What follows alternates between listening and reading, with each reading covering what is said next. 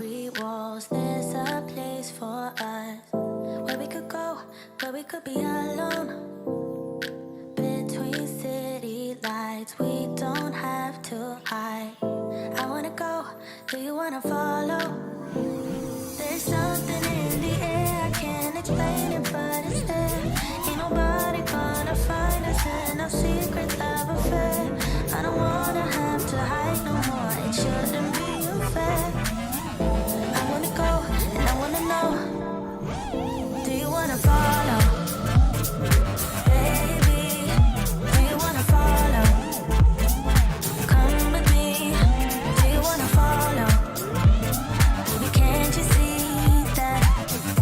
I wanna go, and I wanna know, do you wanna follow?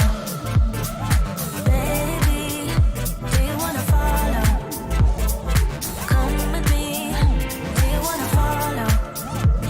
Baby, can't you see that?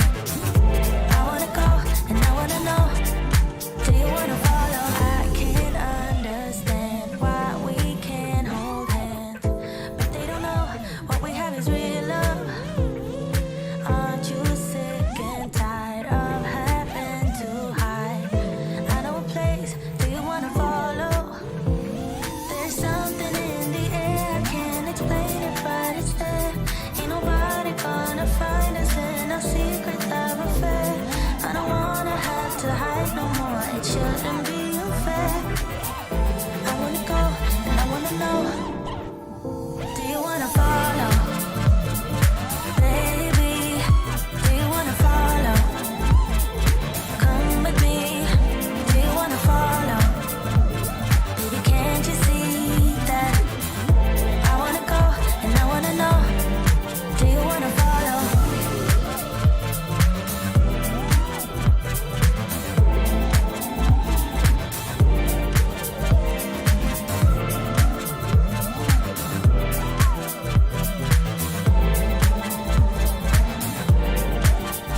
Do you wanna follow? Baby, do you wanna follow? Come with me, do you wanna follow? Baby, can't you see that? I wanna go, and I wanna know, do you wanna follow?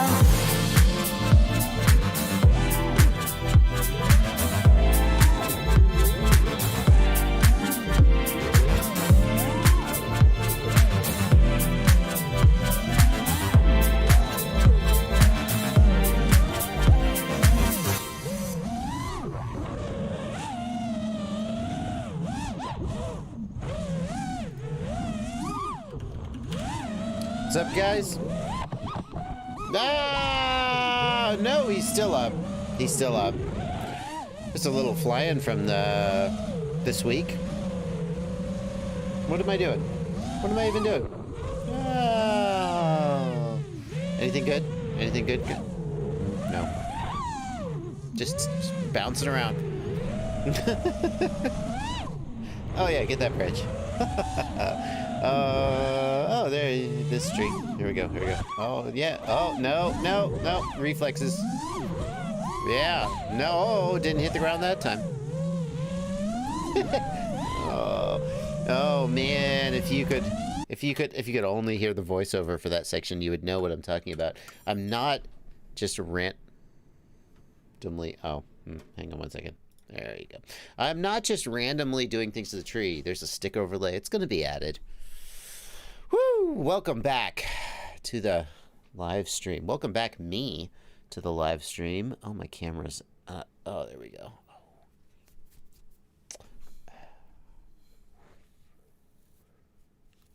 Oh, yeah. Oh, yeah. What's up, you guys? It's good to be back. Stinger Swarm's new video is fire, says Brandon's Baked Beans. Stinger Swarm, I'm not saying I left town specifically to go visit him, but I was with him, and I'm just gonna say this. And I don't want to take credit where credit isn't due. I would never, but I went and visited Stinger Swarm, and then immediately afterwards, he started posting again. I'm just saying. those two things happened, one after the other. Which is funny because when he stopped posting, and he posted a video and he said, "Hey, I've been gone for a while. I moved. He's no longer living in Atlanta, and he has a new job." He talked about it over on his channel. Go check out Stinger Swarms. You can see it. But when he went sort of offline because he was moving because he had a new job, I heard some people. I don't know the exact mechanism why this was supposed to, but some people somehow blamed me or Rotor Riot or something for him like not posting anymore. But now I went and visited him and he came back, so I don't know. It's all a bunch of. It's good to have him posting again. That's for damn sure.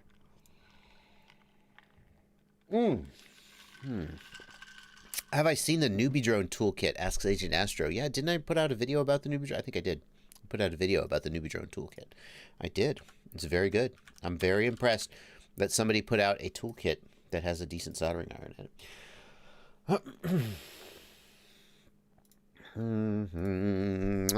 Welcome back, you guys. It's good to see you back. Nick Sebring, good to see you here. And I am going to be posting news of the day, Nick Sebring. In fact, I was just pulling up the news. There's so much that's happened since I've been gone. I hope it's all in my news of the day email inbox. Hang on a second. I got to do the... Hang on. Where's the news of the day? It's news of the day. OBS can't figure out how big it wants this text to be. Every time I do this, it changes. See, now I'm going to make it the right size, and when we come back, it's going to be different. Oh, you watch. Okay, right-click, transform, center horizontally. There we go. There we go. It's news of the day. Gonna do some news. Yep.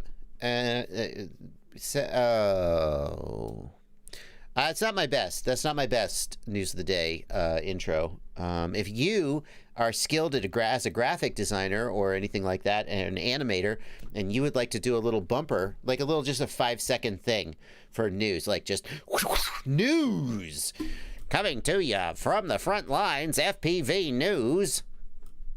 I don't know, however you want to do it. I will put it in my live stream, but in the meantime, you're just going to get this. News. Okay. We're gonna do questions. We're gonna do Q&A, by the way. Hello, are you new here? Is this your first time watching one of my live streams? I answer questions. That's what I do. But first, I do news. Kimjuro G. Yeah, I need to turn the text into an image. Actually, my stream schedule overlay is an image. I should do the other one, but I haven't yet. Yeah, I don't know why it keeps changing. Need to save and reboot. Lock the text and it will stay put. Okay, I'll try that. Let's see. Right click. Lock preview? No, I don't think that's right. Why does it not just stay put though? I'll have to look up how to lock it. Hello, Ralph Baskin from Bavaria. Any relationship to Carol? Tiger King, am I right? What, nobody's watching Tiger King anymore? That was like 2 months ago? Shit. Oh.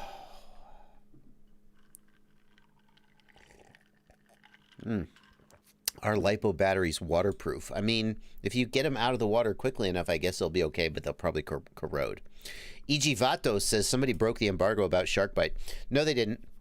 The embargo, so one news of the day, questions, whatever. What about shark bite? So I haven't released any information about shark bite. The embargo has lifted, but I haven't released any information about it. And when I have something to say, I'll say it. That's all I have to say about that. But the embargo is lifted. I have shark bite. I have flown it. And I am not prepared to make any more public statements about it. And when I am, I will let you know. That's all I gotta say. I feel like Sharkbite deserves a fair chance to put its best foot forward, and I feel like if I were to say anything now, I wouldn't get that. So, let's take a look at news. TBS, Team Black Sheep. Let's see. They've done, so they started with this Crossfire beginner kit, which is like 3 receivers and a micro module for a really decent price that practically put them on price parity with R9, FreeSky R9. And basically the only reason ever to choose FreeSky R9 over Crossfire was price. And now that reason is mostly gone. So that was cool. And then they actually listened to their customers when they released the Tango 2 and people said this is a great radio, but without a 2.4 gigahertz mod, I can't use it. They actually listened to their customers and they updated the main board, and so that now it will be able to take a 2.4 gigahertz multi-protocol module. And by the way, some people are mad at TBS. They're like, well, I just bought it and now you release an upgraded main board, and like they're mad that like, and I get it. It sucks to buy something and then a month or 2 or 3 months, a short time after you bought it, suddenly there's a newer, better thing out. But what would you rather they just not update it? And they're selling the main board basically for cost. I think, pardon me, please check your terms and conditions before you take this as gospel. But they're taking people who have the existing radio and they're cutting them a deal, trying to make the best deal possible. So you can. Then the question that people have been asking is that going to now be my daily driver radio? And if it's not, I like it a lot. If it's not my daily driver, it'll be because it's still a gamepad style radio and I like a bigger radio. But I feel like now that it has 2.4 gig support, it's pretty freaking impressive. And could be a daily driver for a whole lot of people. Okay. What else is... So TBS did that. What else? How about this? Huh?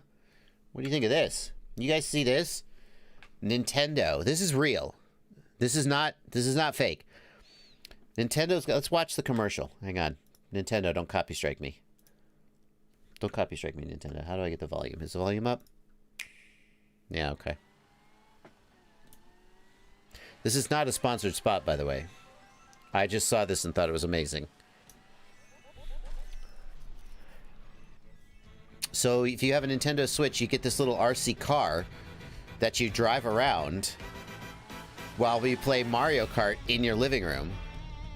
By the way, no one has a living room this clean. No one with children, for the record. There'd be socks, there'd be dog hair.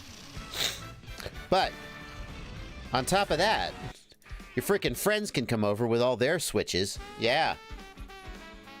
Nobody, your friends can do, they all have coronavirus. They're not coming to visit. And you can freaking play FPV Mario Kart with real RC cars in your actual freaking house. So that's pretty slick. And people have asked, well, when can we do that, like with quadcopters? And it's a little harder with quadcopters because you need to like put gates in the sky, but pretty freaking amazing. So that's news. Okay, next piece of news. What in the dickens is this? What is this? What radio is this? Quick, quick, quick, tell me what radio it is. Does that look like a Radio Master? It sure does, but it's not a Radio Master. It's the TX18S from Radio King. Who the heck is Radio King?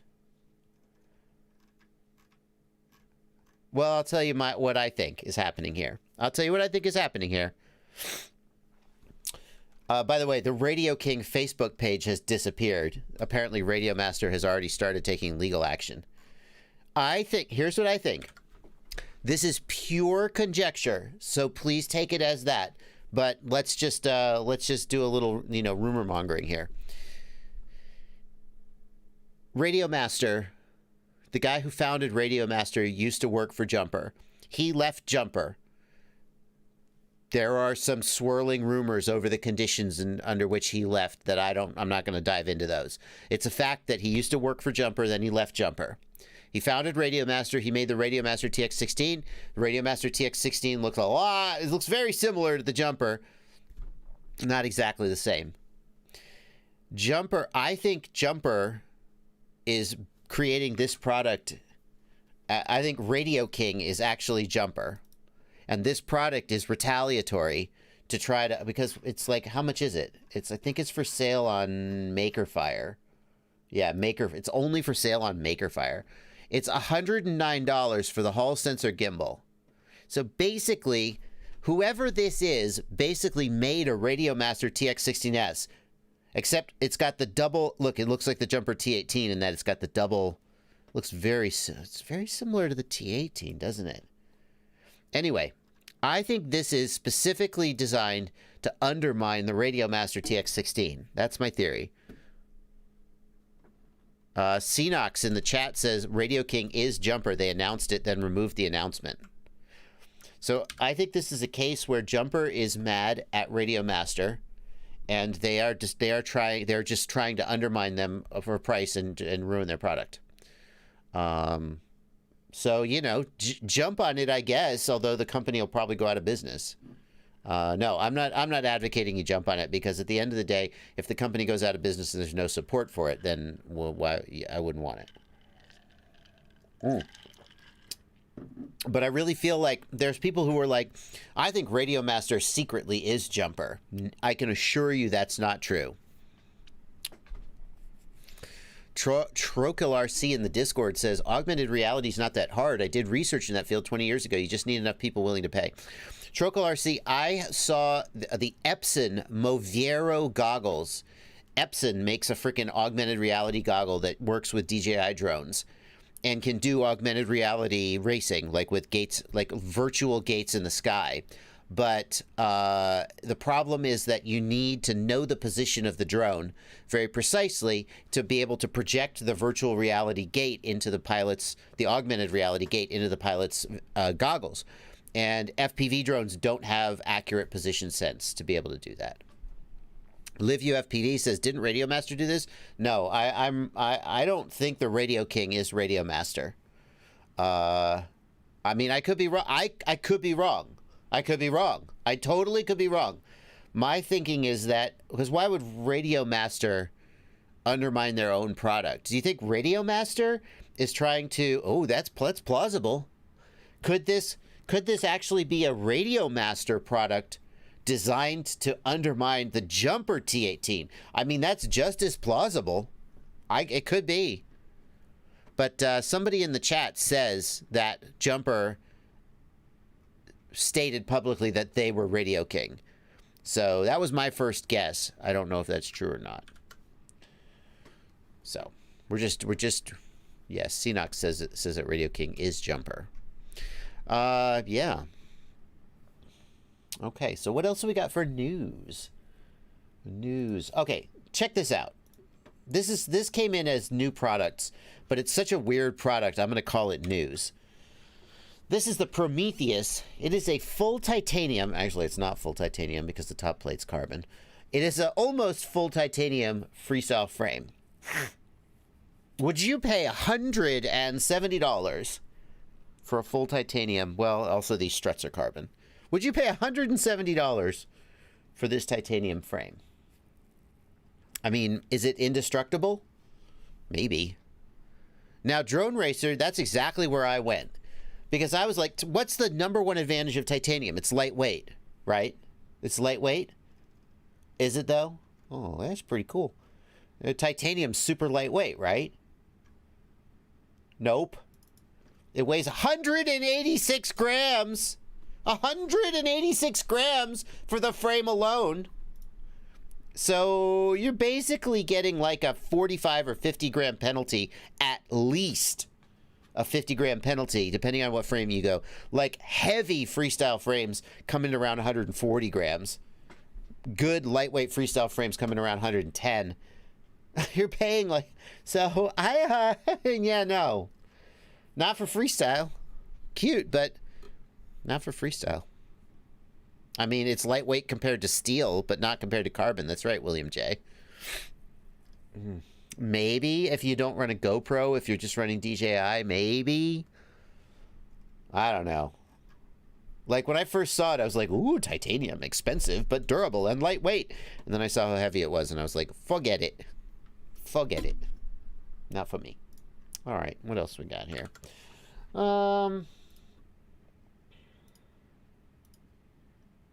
What is this? What is this? Danger onesies. Oh, that's a new product. That shouldn't be in news. That's a new product. Oh, okay. So what else news? So by the way, we will be taking questions. This is a Q&A live stream, but I'm just catching up on all the news from when I was out of town for the last 2 weeks. What else happened in life? Runcam came out with a Runcam Racer 4. Hold on, let's pull that up on screen.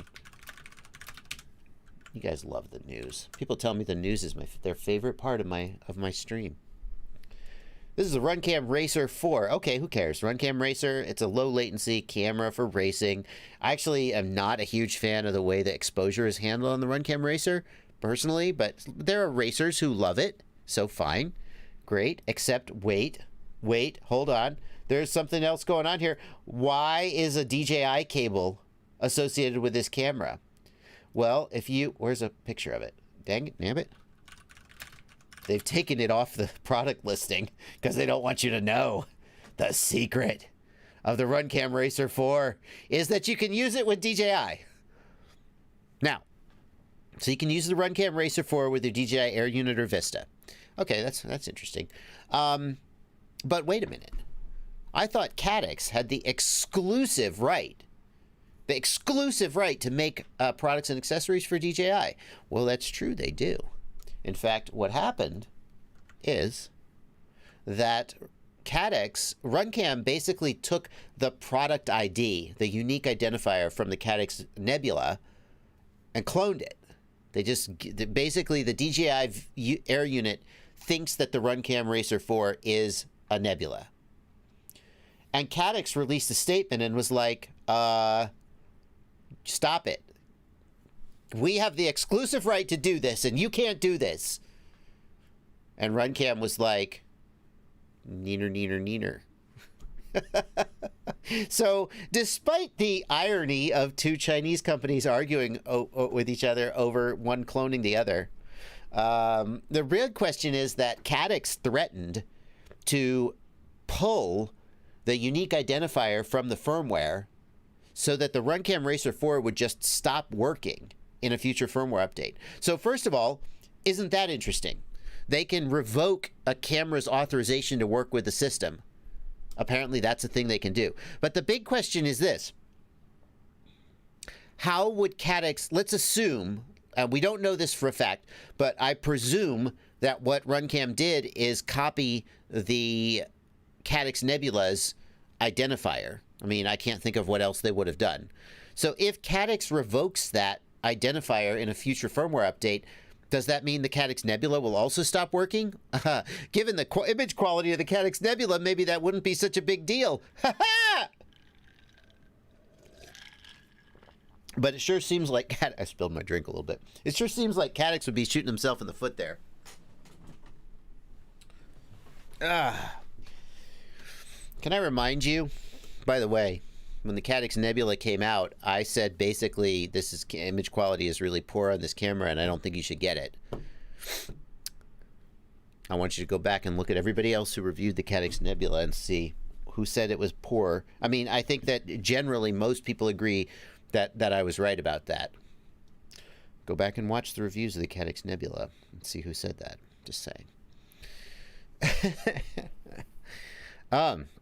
So got a little fight going on between Runcam and Caddx. Okay. News. What else? Other news of the day. Orca FPV making news. New way of waterproofing quads. Yeah. Flywoo Explorer long range. That I've got. Drone almost. Okay, we're back. Yeah. Okay, we're back on the. We're caught up now.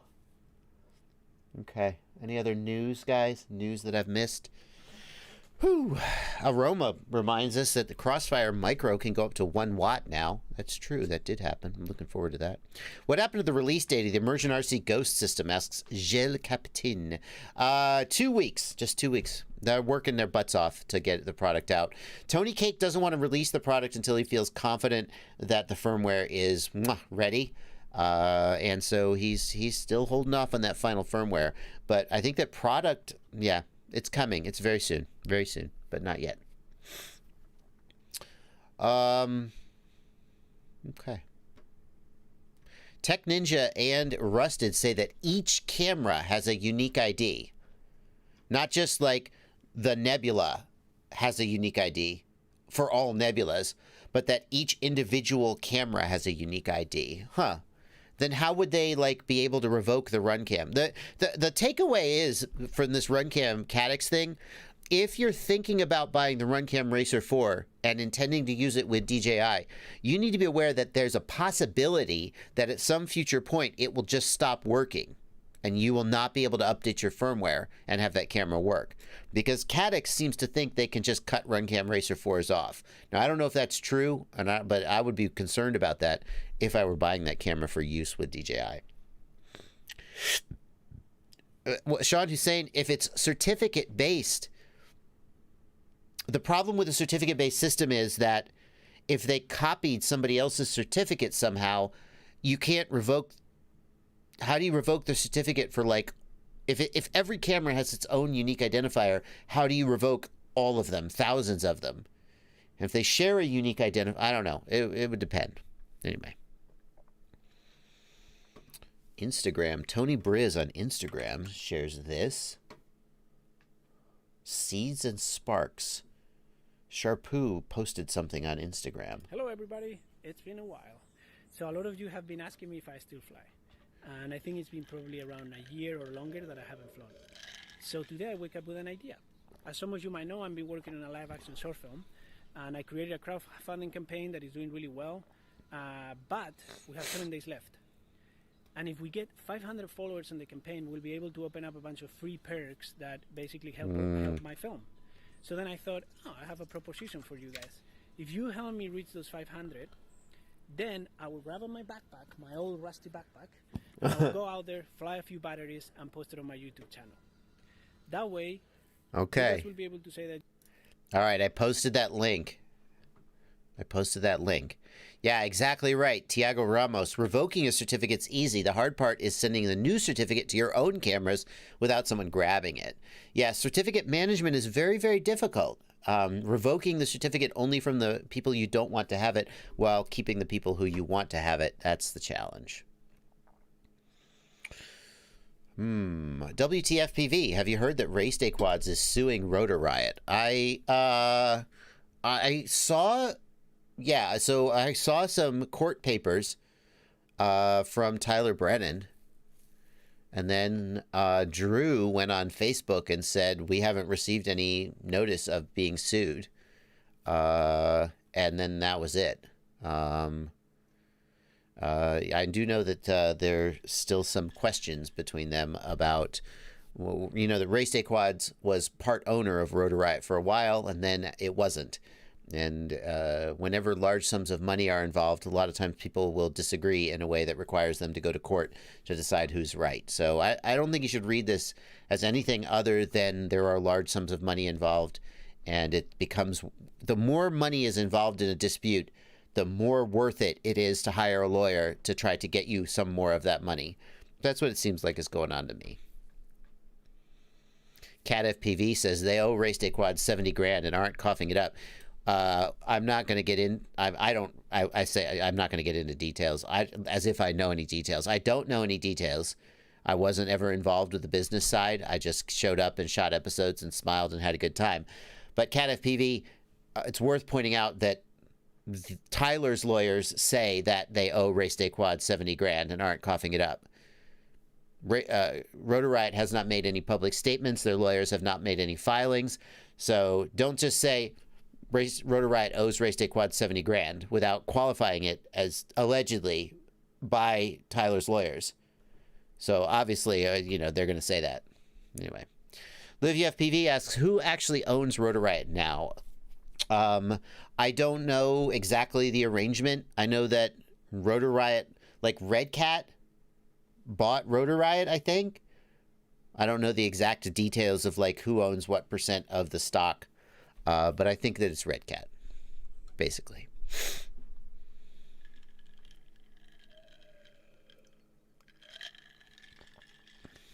Yeah.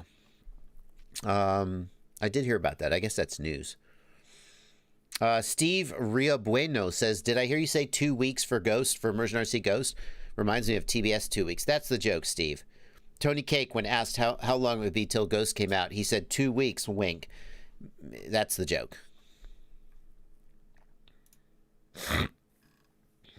Okay. I am drinking a gin and tonic. Fever Tree tonic and... what's the gin I drink? I don't know. I can't remember. Because I know people are always very interested in what I'm drinking. Okay, that's the news. We're now 26 minutes into the live stream. We've caught up on all the news. Everything that happened in FPV since I last live streamed. All the news. And now it's time to catch up on some super chats. By the way, if you want to ask me a question in the stream, but my God, look how... Wait a minute. Not this one. There we go. My God, look how fast the stream goes. It goes by so quickly. What do you think about the GoPro 9 leaks? Martin Leicher. The GoPro 8 is so freaking good, Martin. It's hard to imagine what they'll make better about the GoPro 9, but I'm looking forward to it. Ask me a question in the chat. I will get to it if I see it, but so many questions go by, I don't see them all. If you want to make sure I see your question, one thing you can do is you can hit that $ down at the bottom. Send me a super chat. Throw a couple bucks at me like these lovely, lovely people, and I will just ignore you for a half hour. But I'm about to get to the super chats. Thank you, super chats. The other thing you can do is you can join my Patreon for a couple bucks a month. You can hang out with these beautiful people here. Oh, my God. Look at all these messages. And I'll ignore your messages, too, apparently. Hello, patrons over in the Discord server. Hello, Stan. Uh-oh. This isn't good. What is this? Is this a... Oh, the indestructible frame is not indestructible. Well, nothing is. Found another weak spot, huh? Cracking at the motor screws. Uh-oh. My goodness. Nothing's completely indestructible, I guess. Popular Mechanics. What do you got there, buddy? Oh, man. Oh, at the end of the arm. How many hits did that take, my friend, to get that to go? Popular Mechanics. How many crashes was that? Was that one? I mean, I beat the crap out of mine. Like, I legit tried to break it. I take great pleasure in breaking supposedly indestructible frames. Ooh, that's not good, though. Look at them lines. Them lines ain't exactly straight, are they? Wow. Was that one good hit, Popular Mechanics? Or a lot of hits? I mean, WTFPV says, looks like you fly harder than JB. I mean, I'm not like a bando slayer on a daily basis, but I smashed the shit out of it at like full speed. Pardon my sneeze. Okay. Let's get these super chats out of the way. Luke Meyer, thank you for $2. Would you rather have a build that never breaks or packs that never need charging? I'm going to take build that never breaks. I can always charge more packs, but once the quad breaks and I have to fix it, it's so annoying. I would always take a build that never breaks over packs that never need charging. Then again, if my packs never needed charging, I could just fly forever. That would be kind of cool. I mean, packs that never need charging would literally defy physics. If I actually had packs that never need charging, I could change the whole world. So, I mean, just off the cuff, build that never breaks. What do you guys think in the chat? Build that never breaks or packs that never need charging? Thank you, Luke Meyer, for $2. Let me know what you think. Del W, thank you for $10 in the super chat. I'm trying to get my OSD in the DJI goggles. Oh, man, wow. Sorry, guys. I got the sneezes. It's coronavirus. I'm trying to get the OSD in the DJI goggles. I have ports set to the correct UART. I turned on custom OSD in the goggles. Latest firmware. What could it be? Del W, make sure you say ports are set to the correct UART. Make sure that you have the MSP and only the MSP enabled on that UART. And the other thing is, you may have, if you got the Vista, for example, and you soldered it up, you may have forgotten to reverse the TX and the RX wires. Infinite battery. Most people are leaning toward the battery. Martin Leicher says, video that never breaks up is the right answer. Very interesting, Martin. That isn't interesting. Because we basically have unlimited control link today with 900 megahertz.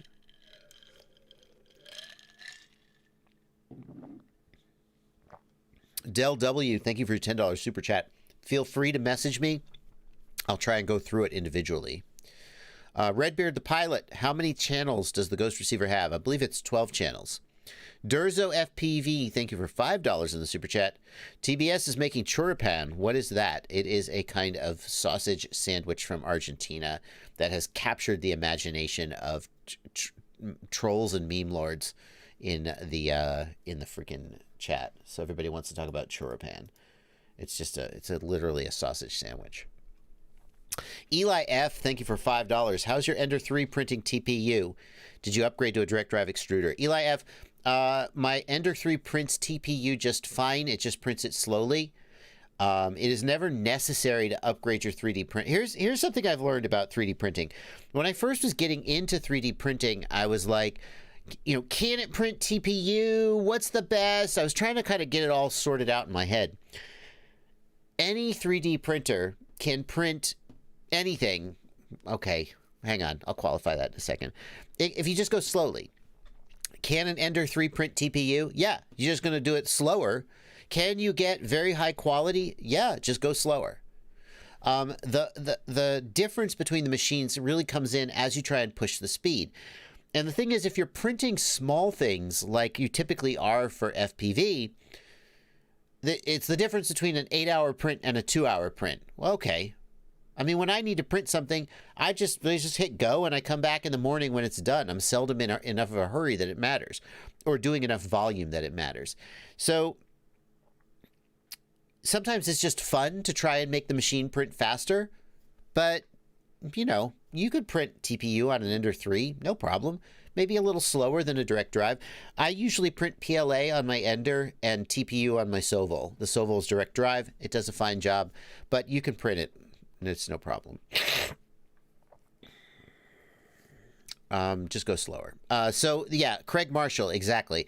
I was going to say, you can print anything on anything, just go slowly. There are some filaments like ABS. ABS requires such a high temperature that in general, an unmodded Ender 3 will not print ABS for very long. And oftentimes on ABS, you need an enclosure to prevent it from warping. If you're printing one of the exotic, like the carbon-infused filaments, you may need a steel or ruby nozzle because a brass nozzle will wear away because the filament itself is so abrasive. So there are some filaments that you have to have upgrades to do. But for typical filaments like TPU, PLA, PETG, for those filaments, even PETG can be too hot for some, anyway. For typical filaments, you can print it on an Ender, direct drive, whatever. It's not mandatory. It's just a question of speed. But the problem is, Eli and everybody else, as you start thinking about speed, you go down this rabbit hole. 3D printing is this incredibly deep rabbit hole because here's what you do. You go, I'm going to print TPU and I got an Ender 3. Well, I need a direct drive upgrade. Okay. Wait a minute. But it turns out that a Cartesian printer is actually really, maybe I need a Core XY printer or a Delta printer. Oh, so now you're buying a whole new printer. And then you end up, I saw a guy, he's trying to print, he's got a Core XY printer and he's trying to print just a test pattern. He's not even making anything useful. He's trying to print a test pattern at 400 millimeters per second, trying to set a world record. It's okay, but why? But why? Just because I can. I upgraded the stepper motors. I upgraded the rails. So it's just never. And at some point, you just go, it's fine. Just print my freaking thing. I'll come back in the morning. Yeah. So for a typical person, an Ender 3 is going to do fine. You want to start upgrading it to direct drive, you can, but just print a little slower and you'll be fine.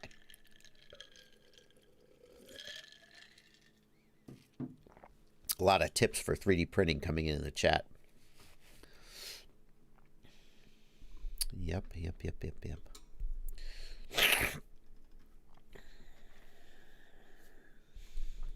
Ron's LV, thanks for £1. K Litho, thank you for $5 in the super chat. What radio should I get if I have 5 quads on Spectrum? Ouch.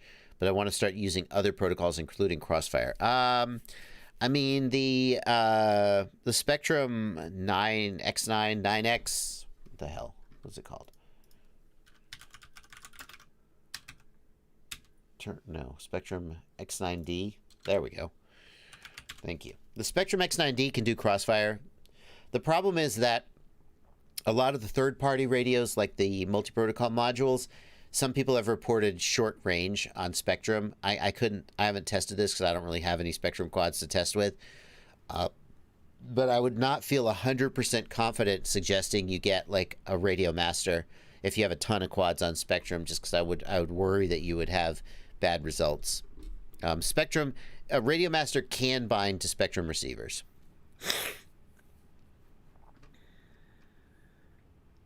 See you later, WTFPV. WTFPV is leaving the chat.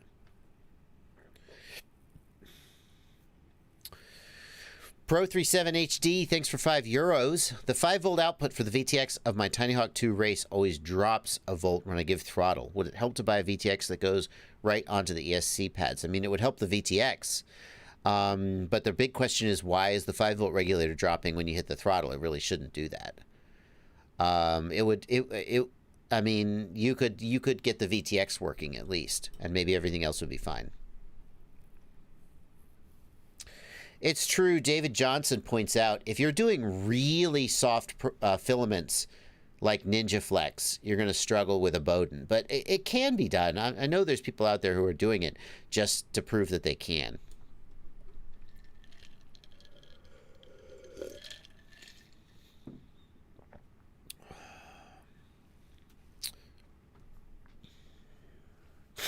EZR Struder is the solution, says Brian Ladmiral. See, that's the other thing. You just mention 3D printing and people will come out of the woodwork to tell you what worked for them. What's EZR Struder? So EZR Struder is a $35 upgrade to your extruder. Is it a two-sided gear? Is that what we got here? Like, what is it? Yeah.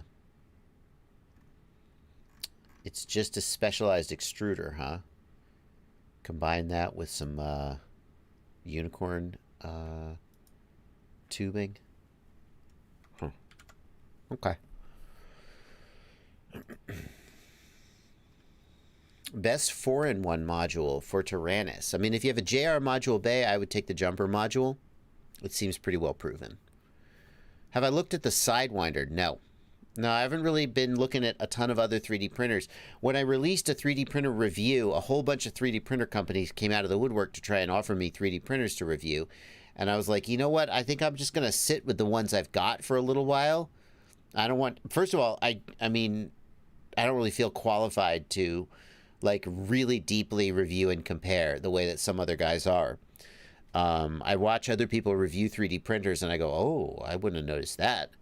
So I'm still just not there. Even my review of the Sovol versus the Ender is very much from a sort of a noob's perspective.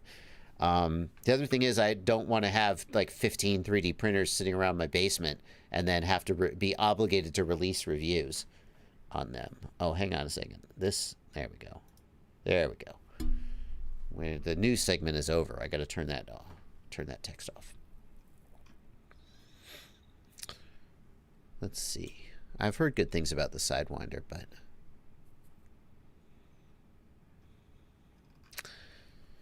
Okay. Well, now we're caught up on the Super Chats, and let's take some more questions. This is your chance to get a question. Craig Marshall says, have you seen the Furious FPV battery pack that uses 18650s? It works really well with the DJI goggles. I'm familiar with that battery pack. It's a Furious FPV Smart Power case. I actually am not a big fan of it. So it's $30, and the Fat Shark 18650 case is $15. On Amazon, it may be a little more. Amazon usually marks up. Amazon is asking $22 for it. I think you can get it for $15, $16. So the smart case has like a voltage regulator. It's all fancy schmancy, but the problem is I've heard of too many people who've bought this and have had it die on them, and I would rather have something simple. The other thing is the DJI goggles don't last long. off of 18650s. I would rather have a battery in my pocket with the DJI goggles. That's just my personal opinion. Other people have used this power case. It does step up the voltage, so the goggles never yell at you, but the flip side is you kind of have to trust the case when the battery's going to die. Silver Priest points out that Fat Shark cases also suck. You're not wrong.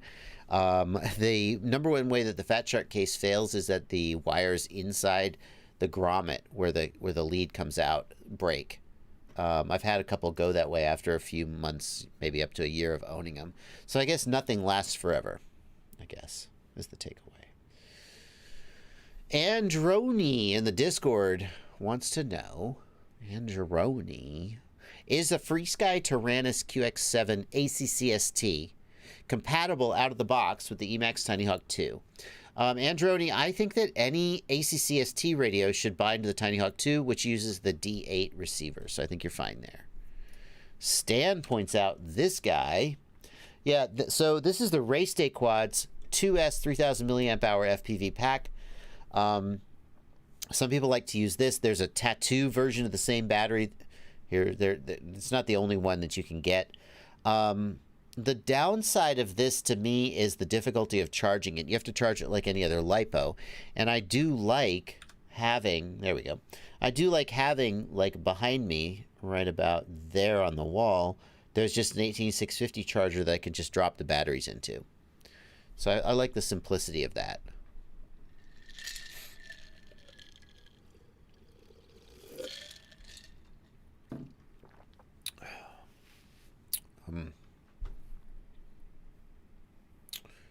Sean Dog wants to know, do you provide any kits for beginners?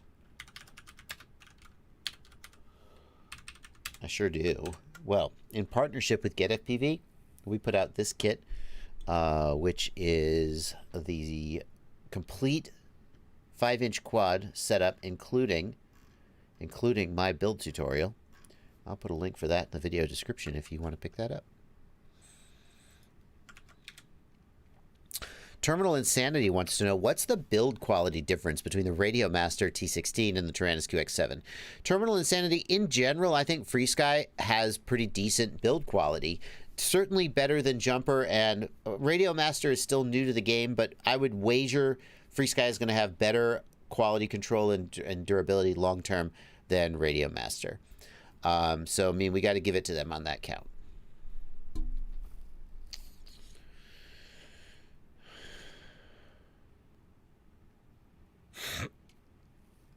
Radio Link? Wait, Radio Master or yeah, Radio Master. Ostensible Muse says, I like my Radio Link transmitter, but it doesn't seem to be too popular with quadcopters. Yeah, Radio Link isn't super popular.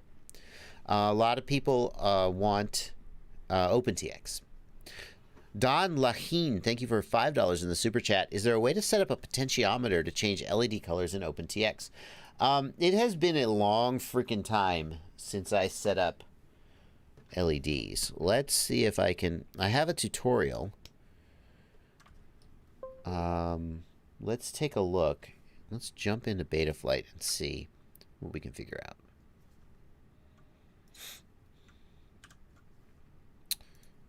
Any minute now. There we go. So, LED strip. So let's just add some. Hang on a second. Whoop. There you go. So let's just we got 32 remaining. Let's just add some LEDs and then we go to wire ordering mode. Now we got some LEDs. Okay.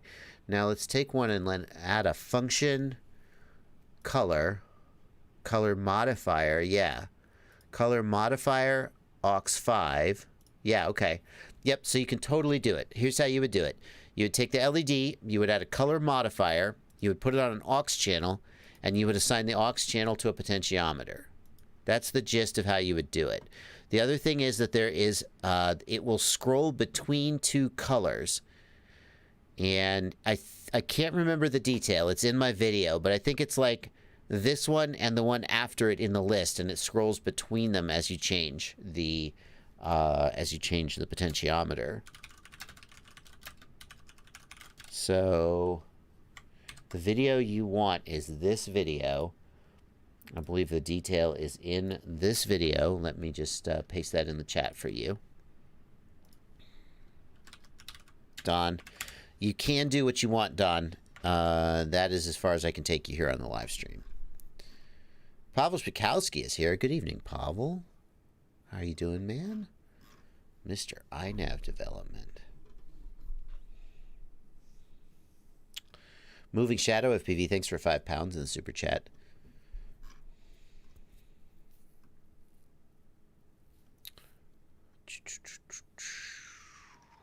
Let's see here. Bannister Post in the Discord wants to know, have you heard of the Class Frame by CineClassFPV.com? I have not. Let's take a look at that.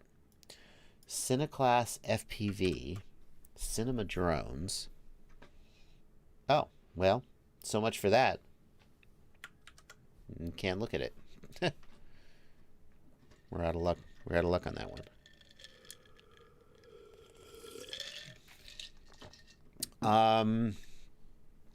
Doghouse FPV says, do you know of a brushed ESC that supports D-Shot or anything other than straight PWM? I do not, Doghouse.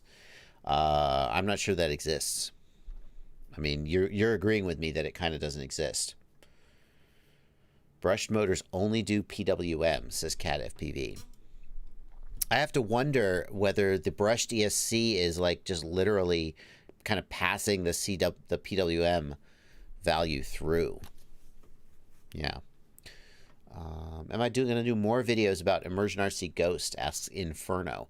Yeah, I mean, I plan to do like a Ghost tutorial, just sort of about how to set up Ghost. I'm kind of waiting a little bit for it to be in stores first, though. So.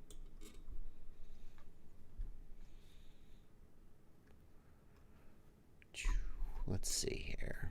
How did my multi-GP thing go? Well, I didn't win. It was a qualifier, so I didn't get the fastest time.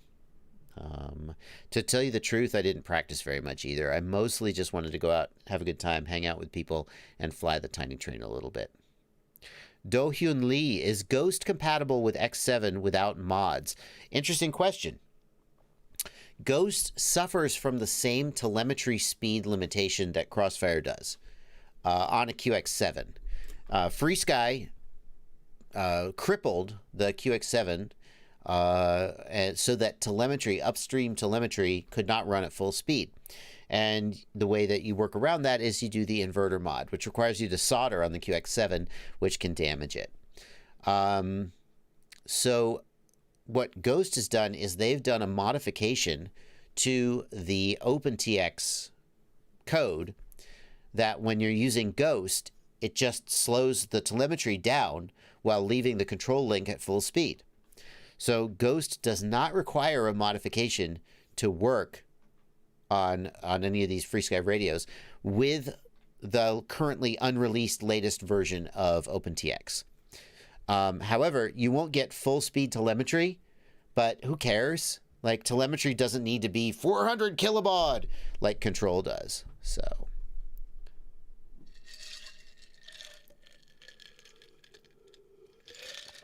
Josh Feltz, it is true that the FreeSky Access radios don't need the inverter mod done. They just work without it.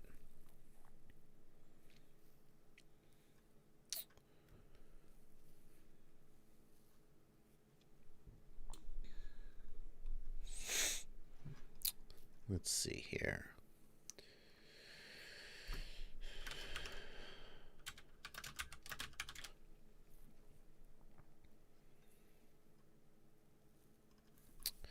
James Vaughton, thank you for $5 in the super chat. Motor twitches and the DJI Air Unit is freezing at the top end of the battery, but it doesn't happen once the battery goes below about 4 volts. What's the culprit? James, is the Air Unit running off? No, the Air Unit has to be running off a voltage regulator because the Air Unit can't run on 6S. So I would suspect the voltage regulator is the problem. Anytime you're running the DJI Air Unit off a voltage regulator and you get freezing or dropouts, I suspect the voltage regulator is having an issue. Now, that's kind of weird because normally a voltage regulator will be good the higher the input voltage, but I still feel like that's probably the issue. So I would lean toward the flight controller, since that's probably where the voltage regulator is located.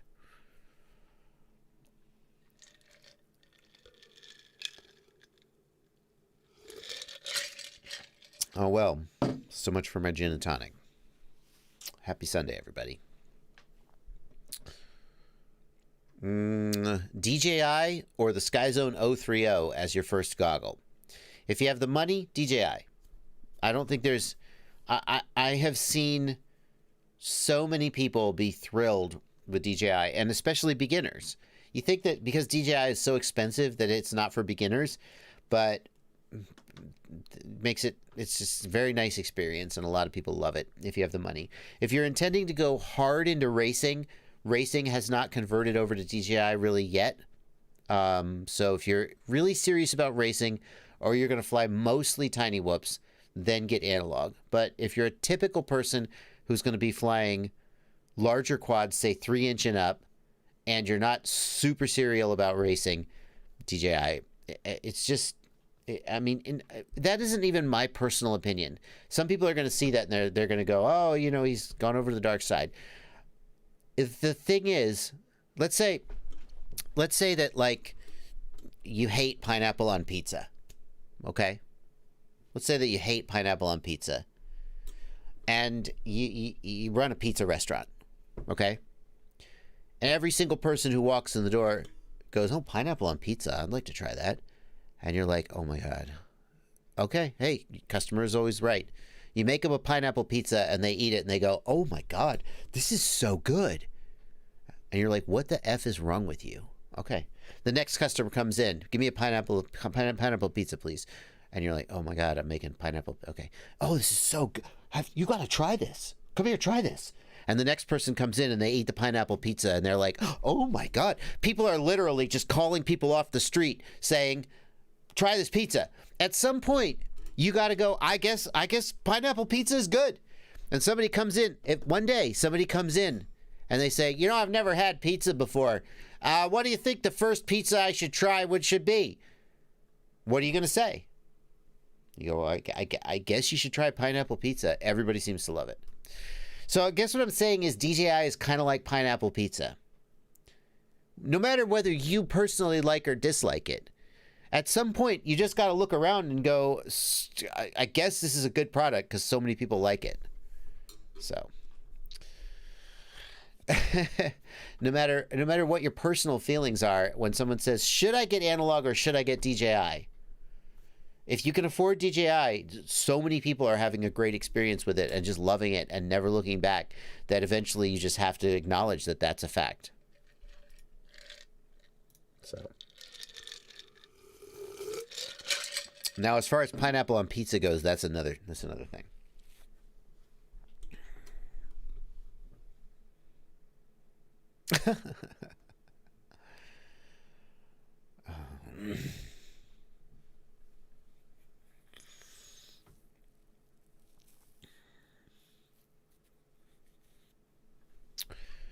D'Artagnan Yuan. That's very clever. D'Artagnan Yuan. Or Juan. D'Artagnan Juan. Thank you for $5 in the super chat. If built properly, could I use a 3-inch quad to compete with 5-inch quads? 100%. Evan Turner showed up at the MultiGP qualifier yesterday, and he was racing his 5-inch quads. On his 5-inch quads, he was putting in... I think he was putting in between 9 and 12-second laps. I don't want to... Evan, I apologize if I misremembered your lap times. It may be even up on the freaking... Hang on. Let's look it up. Let's look it up. It should be up on the MultiGP page, so...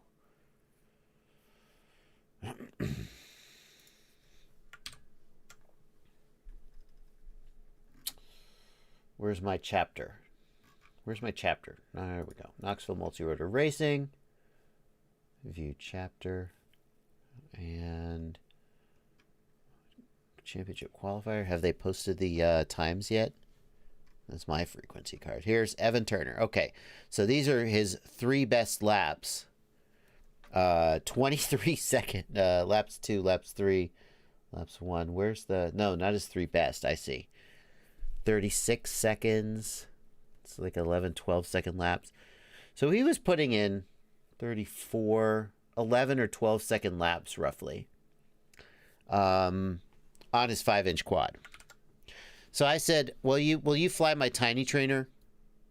You know, because I was flying the tiny trainer and I was not as fast as I thought I should be. So I said, he picked up my tiny trainer and he put in some 12, 13-second laps. So could you beat people on 5 inches with a 3-inch? 100% yes. The only place a 5-inch is going to definitively win is going to be like in a drag race. And even then, not necessarily. There are some 3 inches that can top out at, 120, 125 miles per hour. Pilot skill is the answer more than anything else. That's a fact. There are other reasons why a 5-inch might be better, but speed and ability to win races is definitely not one of them. Jack Lenoir, at what percent should you be concerned about CPU usage percent when the quad is idle? I feel like as long as the idle percent is below about 50%, you're probably okay. The other thing you should be looking at, Jack, is go to the CLI and type tasks and look at the PID and gyro and filter task.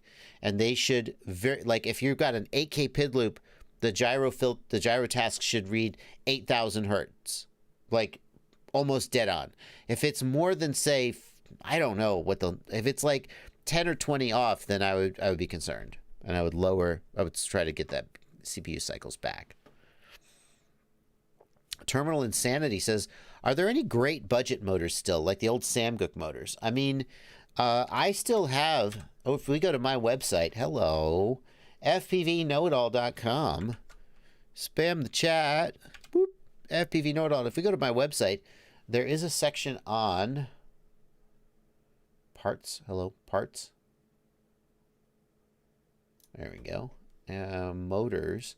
The Samguk is still here. And the reason the Samguk is still here is because it's still available. I mean, it's available on Banggood, so you're not going to get it for like 3 months. Okay. It's still there. I checked back. I'm like, because DYS has gone out of business. I thought. But I guess they manufactured 1 billion of these things or something. They're still available. So, I mean, if you like Samguk motors, they're... I don't know if I would pay $13 for... Is it... Wow, that's actually a little bit much for a Samguk. $8. That's a better price. $7 or $8 is about the right price for these motors. These are terrible motors, but they're cheap too. So, I mean, the dollar per what you get per dollar at a price of about $8 is... I see that the price has gone up. I've only just noticed this. I've been checking that they're in stock, but the price has gone up. So what's a good alternative to the Samguk? The Zing E. The Zing E is a good budget motor. About $14. That's the sweet spot for motors. If you go much cheaper than about $14, $13, $14, you give up a lot. You get a really solid motor for $14. Another one is the Emax. What is it? The Emax Eco. That's it. Emax Eco is a solid budget motor. Coming in around $12. Well, okay, but it's Emax, so we'll give them the benefit of the doubt. They're pretty solid budget motors. There's a new one coming out. What's the company that DYS is supposedly come back as? The Arthur motor, they're calling it. I don't think anybody actually has this. Flash Hobby, that's it.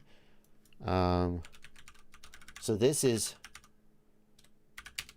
just come out. The Flash Hobby motor. Somebody suggested that Flash Hobby was the reincarnation of DYS. I don't know about that. Oof. I don't know about $20 either. That's not really a budget motor anymore. That's a full-fledged motor at that point. Okay, it's yeah. T-Motor Pacer, what do they come in at? What do they come in at? $20. No, Pacer are like $20 motors.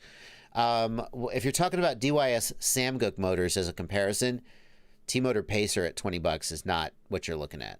So, what about the Bach grinder? How much is the Bach grinder motor? Bach grinder motor, TBS grinder, $20. No, see, that's a $20 motor. There are let's say $11 to $14 motors. Those are fantastic value motors. There's $7 or $8 motors. Those are crap. Only buy those if you just absolutely cannot justify a higher priced motor. Then there's like $18 to $22 motors, and those are good mid-price motors, a little better than the $15 motors, but like, and then there's like $26 motors, which are like super premium or Pilot branded motors. So, yeah. What's the best $20 motor? Asks Tyler Harris. I mean, you got to give T-Motor Pacer at least a hard look. T-Motor makes good stuff.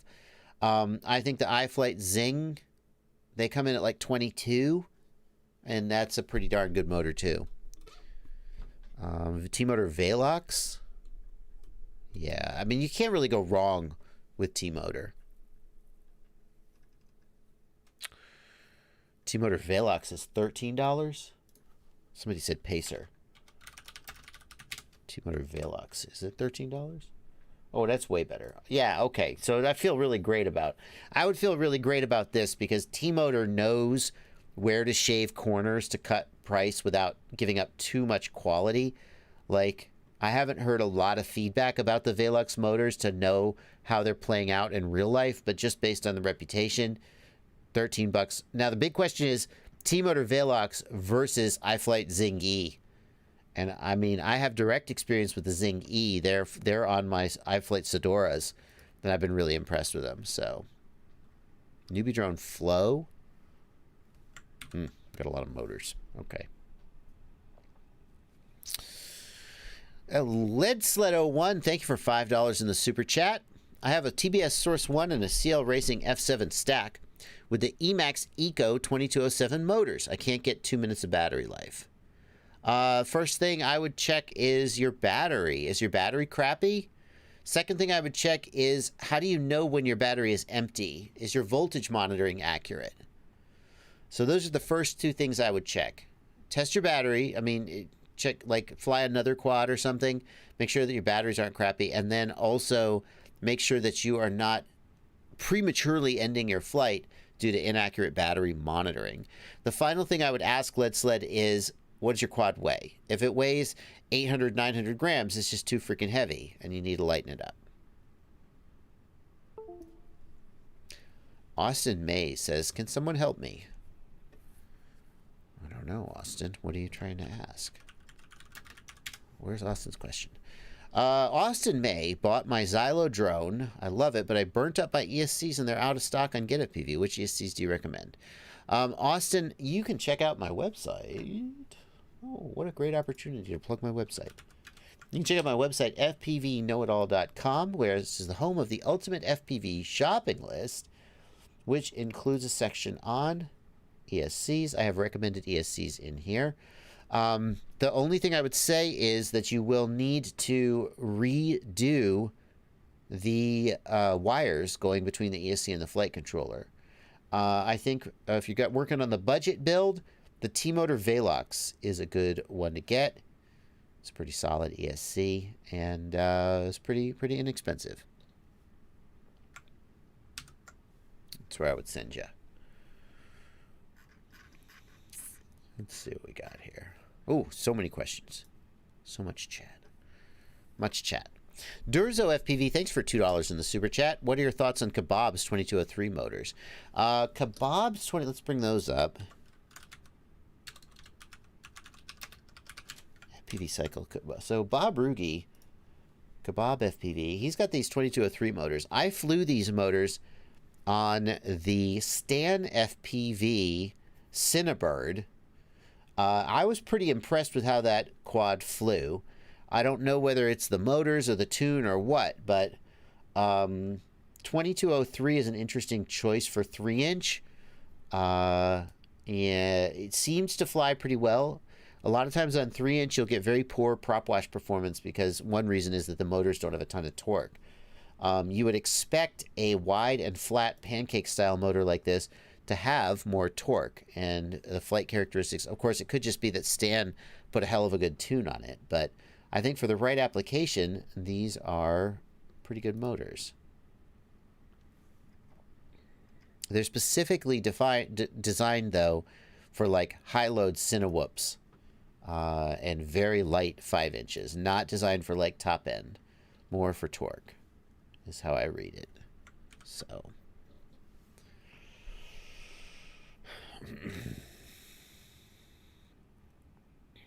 Drone Pilot says, I love the T-Motor F55A on so many of my quads. Very solid ESC. Yeah, one of the most reliable ESCs, I think, is the T-Motor F55A. What's a good, cheap, brushless Tiny Whoop? Asks IDV. I mean, so in Tiny Whoops, you could go with a legit Tiny Whoop from Jesse Perkins. They tend to not be cheap, but they're very good quality. You could go Newbie Drone, the B-Brain. They also are very good quality, but tend not to be cheap. You go with Beta FPV, which are relatively inexpensive, but you give up a little bit. Beta FPV is inconsistent in their quality. So they make good products, but then sometimes they'll have a bad run. And then the absolute cheapest you could get is the Mobulus 6, which is the lowest on the price and quality, but like some people have, but it flies really good. He specifically said brushless, so that's why I'm not sending him the Hummingbird. If you want the least amount of money you can spend, I would send you the Mobulus 6, but be aware that some percentage of people who buy the Mobulus 6, it crashes and then it dies and they just buy another one. So Emax Tiny Hawk is much better quality, but heavier and not as nimble as like a Mobulus 6. I personally have a lot more fun flying the Mobulus 6. People are saying the Hummingbird is brushless. Newbie Drone Hummingbird. I must be thinking of the Mockingbird Edition one, which is definitely brushed. Let's look up the Newbie Drone Hummingbird. I mean, I agree that the Hummingbird is the highest quality, maybe compared to Jesse Perkins' actual Tiny Whoops. Hang on. Hummingbird kit, no. Hummingbird flight controller, Hummingbird bind and fly. The problem, it can't be $40 for a whole quadcopter. You can't. That doesn't. How is it $40 for the whole quadcopter? Is that? Am I reading that right? Are these brushed motors? These are brushed motors, though, aren't they? Yes, they are. Where's the Hummingbird has brushed motors? I told you it was brushed. Hummingbird Pro is brushless. Aha! Yes, that's right. I was right. I told you the Hummingbird was brushed. People are like, no, it's not. It's brushless. The Hummingbird Pro, that one's brushless. So that one's $70. It's actually pretty impressive because $70 is cheaper than the Mobulus 6, and I guarantee you this is a better, more robust. I mean, just based on Newbie Drone's reputation, I guarantee you this is a better quad than the Mobulus 6. So I gotta get a. I didn't realize it was that inexpensive. What's the Mobulus 6 run? I think it's $80.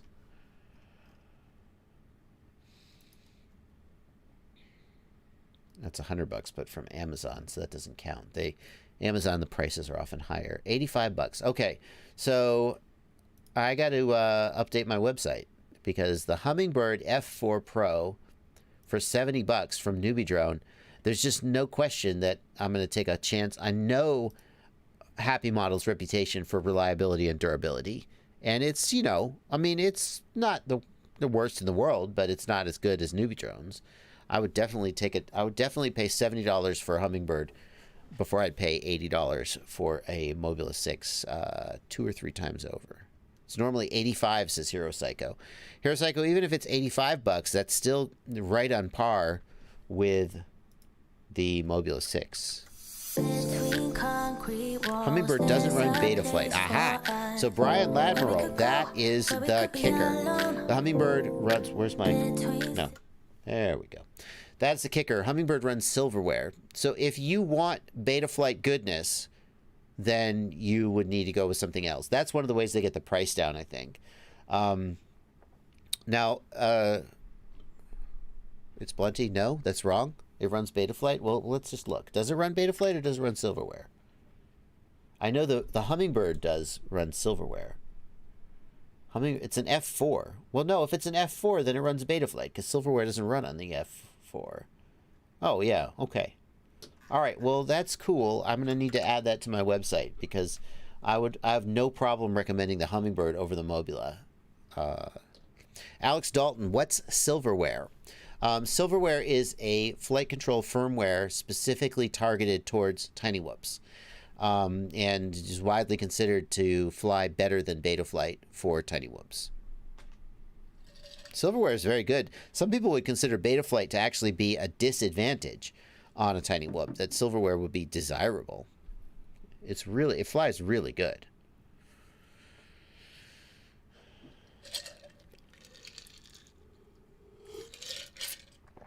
Sloopy FPV wants to know if Radio Master or Jumper will ever have a 4-in-1 that supports Futaba fast protocol.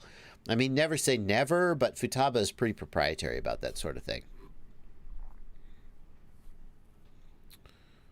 Yep.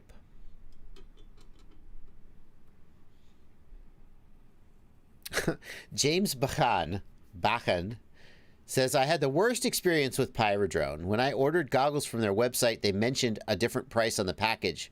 Now it's held in customs for more than a month. James, do you mean that they accurately reported the retail price and customs is... I mean, customs is effed right now. So, but do you mean that they actually put the correct price on the customs declaration, James? Or do you, like... I feel like there's more to this story. Some people expect vendors to lie on the customs declaration so that something sails through customs. Some vendors report the correct price. No, they mentioned a lower price. I'm from India. Ooh, shipping. I'm amazed that Pyrodrone ships into India. A lot of vendors refuse to ship into India because of problems like this.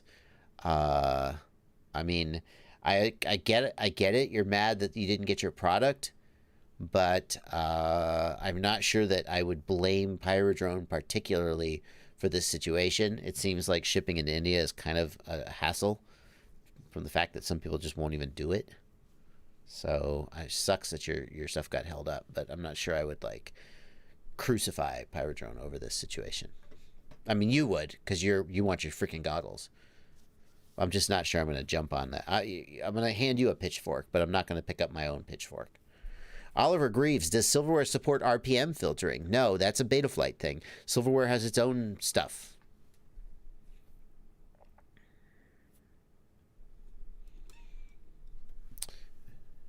Yep.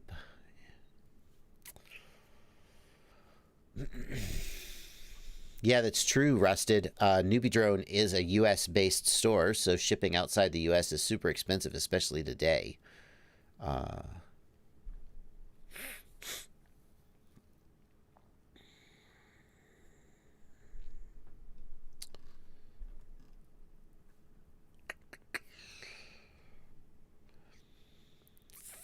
Let's see here. What else do we got? Can you bind FlySky to the Newbie Drone Tiny Whoop? You just have to look at what's supported, but typically they support FreeSky and Spectrum only, Tyler. Newbie Drone typically supports FreeSky and Spectrum only. Guillermo says, Pyro will put the price you ask for on the customs form. I mean, if they said they would put one price on it and then they put something else, that's on them. They should make that right.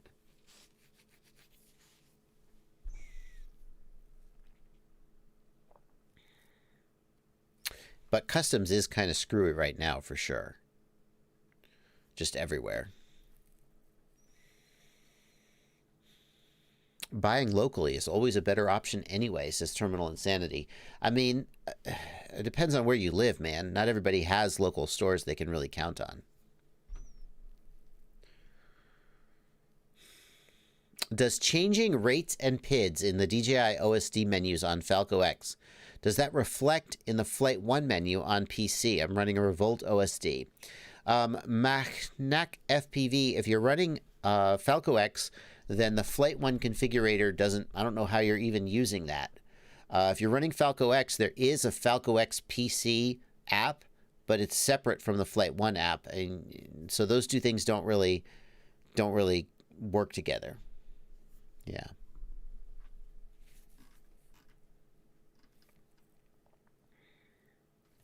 Tyler Harris wants to know, what's the best transmitter that is cheap and can bind to the Newbie Drone Tiny Whoop and has decent range? And if you're focused on cheap, the Beta FPV Light Radio, there's a FreeSky version of the Light Radio. It costs about $40. And I was a little skeptical about this radio, but Patrick Clark, the guy who does the tuning for the Newbie Drone Hummingbird and a whole bunch of other quads, he said that many of the test pilots were running this radio. So if you buy this, make sure you buy the FreeSky version, not the Bayang version. And I mean, it's not a great, it leaves so much to be desired, but at a price of $40, you kind of can't go wrong. So if you really want cheap, that's the way to go. If you can spend around $100, you can get a whole lot better radio. But if your budget is as cheap as possible, the FreeSky version of the Light Radio is pretty freaking impressive.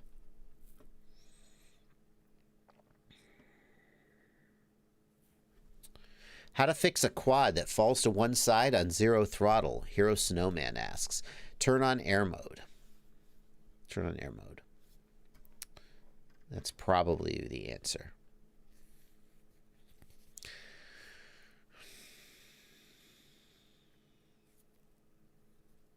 Can you burn your VTX in a crash when you break your antenna? Asks Succulent. Anytime a video transmitter is running with no antenna or a damaged antenna, it can be damaged. Some video transmitters are more resistant against this than others. Like TBS Unifies are rated for something like 30 minutes to several hours, depending on which one you've got, to run without an antenna without damage. FreeSky has a knowledge base article. You can look it up if you want to know the actual numbers. But some video transmitters will simply be damaged the minute, like within seconds of being powered up with a broken antenna. And this is kind of a big deal because you go, well, I'm going to be so careful. I am never going to power it up without an antenna. Yeah, but if you crash and your antenna breaks, that can damage your video transmitter. It is a reason why video transmitters that are somewhat resilient are worth thinking about. You can't avoid crashing.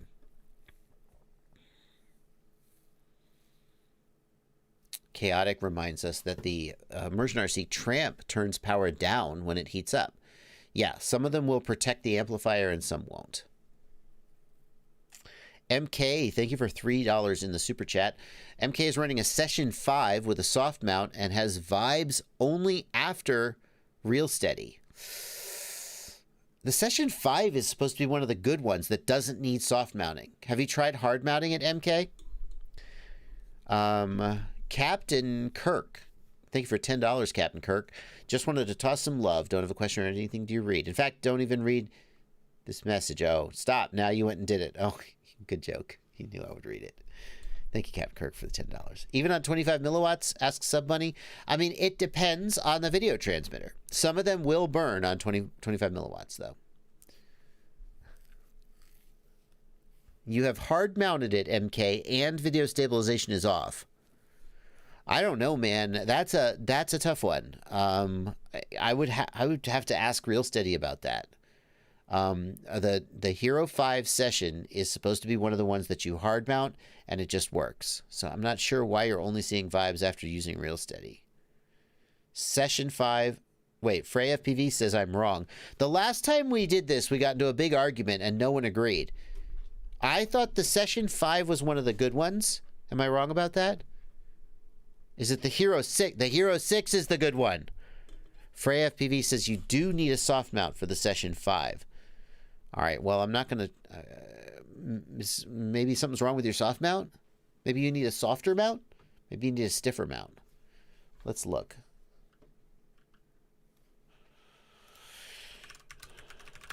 Let's look at Real Steady Go.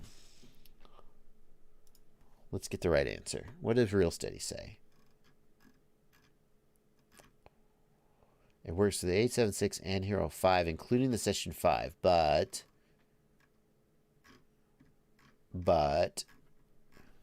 tell me about compatibility. Don't lie to me. It says it supports the Hero 5 Session, but it doesn't tell me whether.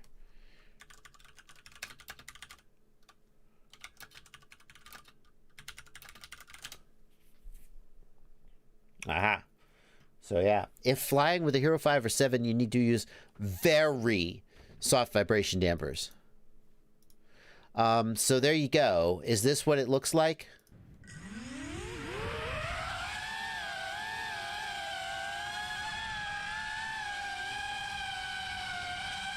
Yeah, is that what it looks like?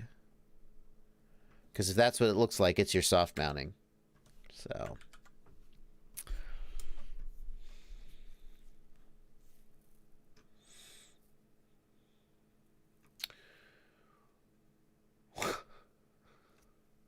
A Day at the Range has been working on an external monitor for DJI.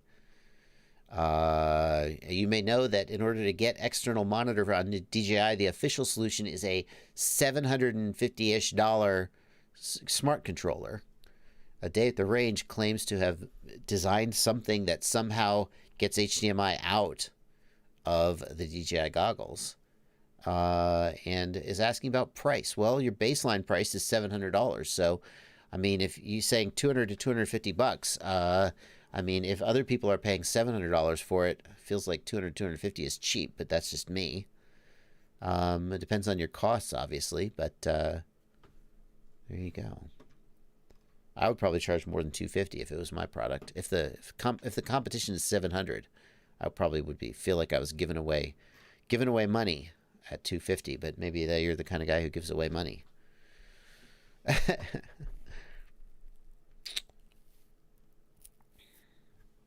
Are the newer FlySky receivers decent compared to the FreeSky XM Plus? I'm thinking of buying the FlySky Nirvana. I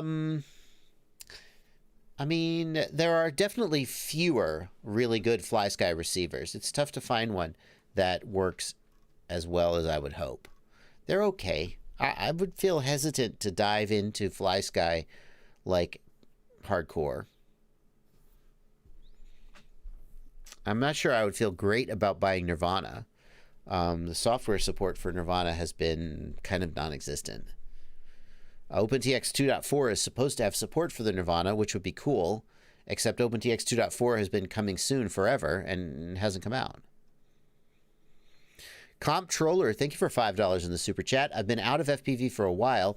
Any recommendation for a small and quick quad, like Tiny Trainer, Mobula 6, Toothpick? I mean, people are loving the Tiny Trainer if what you want is racing, outdoor racing. Mobula 6 is great for indoor whoop racing, not so much for freestyle. A toothpick, a 3-inch toothpick is good for outdoor freestyle, I think. Maybe racing, although I probably want something a little more durable for racing. I don't know. You've kind of named 3 different things. They're all good, but they all serve a different need, so I'm not really sure which direction you're trying to go. Eli F. Curious. Thank you for $5, Eli F. Curious your thoughts on the DJI Air Unit aftermarket antenna versus stock. So I've got the DJI, the Lumineer Axi DJI that I'm going to be trying to get some test results on. This is the Lumineer Axi DJI system. No. The patch. Where's the patch? There we go. So this is a patch antenna that sticks on and screws onto there. Obviously a patch antenna has to give you better range than Omnis, right? Like, that's just a fact. It's just a question of how much difference you really see. The other thing that I still can't figure out is some people they're not putting the patches on both the top and the bottom, but just the top or the bottom. And, like, which is better? Like, they show it here on the top. Like, which is better? What's the difference? So these are interesting questions. I actually asked RC Shim, Mario Shimanko. He has done a ton he has done a ton of testing of DJI antennas. And I asked him, like, what do you think about top versus bottom? I think he'll be okay with me sharing his message here.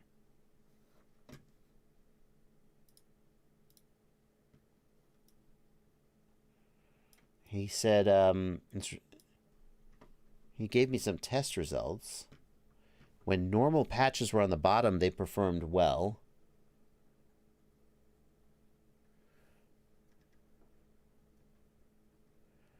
And the other thing is DJI performs more than good enough on most flights. I just use normal lollipops for most of them. And that's a thing that some people are going to notice, is that they get plenty of range with the normal antennas, at which point, you know, do you want more? Mario suggests bottom-mounted patches. That's not what the Lumineer photos show, though. So...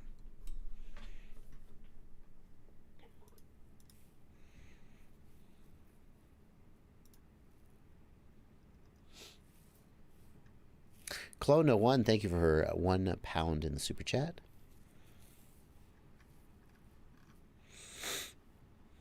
Let's see here. Comptroller says racing is the focus. Comptroller, I would steer you toward the Tiny Trainer for racing. Here's why.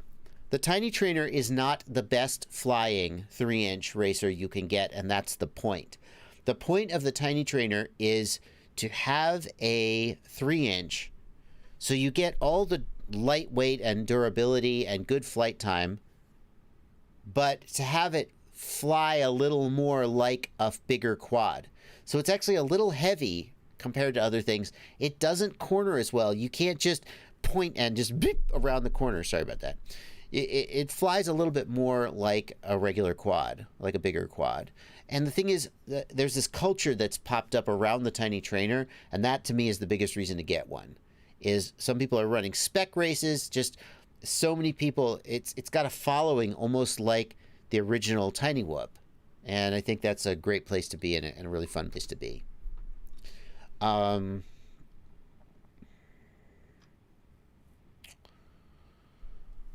Let's see. FPV Wannabe says, I got no noticeable improvement with patches. That's what I'm suspicious of. Like, if you go with a really high gain antenna, obviously you're going to see some difference. But I wonder whether, like, these lower gain patches are going to give you such a tiny advantage that, especially because you kind of don't see breakup anyway, in the same way with digital, I wonder whether you're really going to see I fly the Omnis most of the time on my DJI system, and I get as much range as I feel like I could want.